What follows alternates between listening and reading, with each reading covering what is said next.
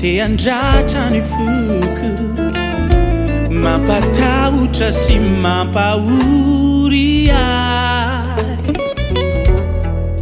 kanefa fantatro fa ianao ilay Andriamanitra mahay manasitrana ny aretiky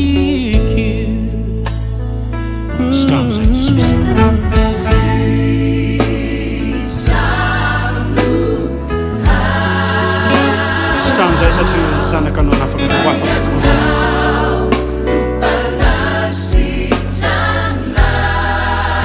tsy misy anterana ankoatranao Andriamanitra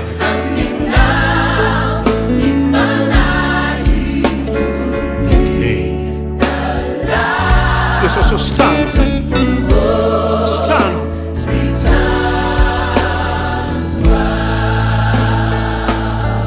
izaho ianao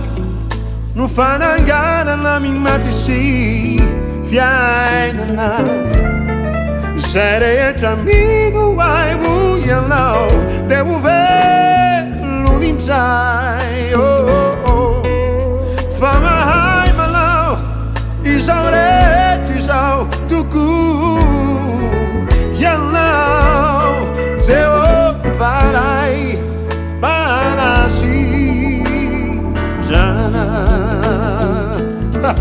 Sitrano ao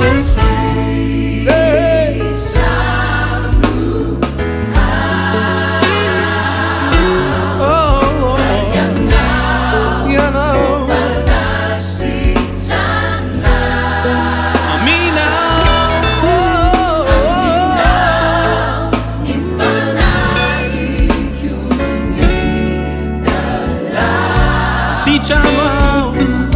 tunku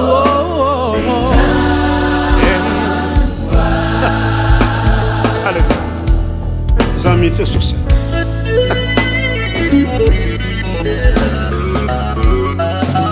Waiza tukumu za Ratelo ina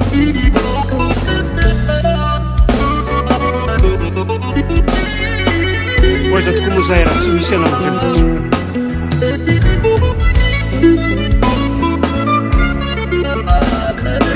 Ianao ihany afaka anterana ny fiainana ianao ihany afaka manasitrana ny talao aminao zay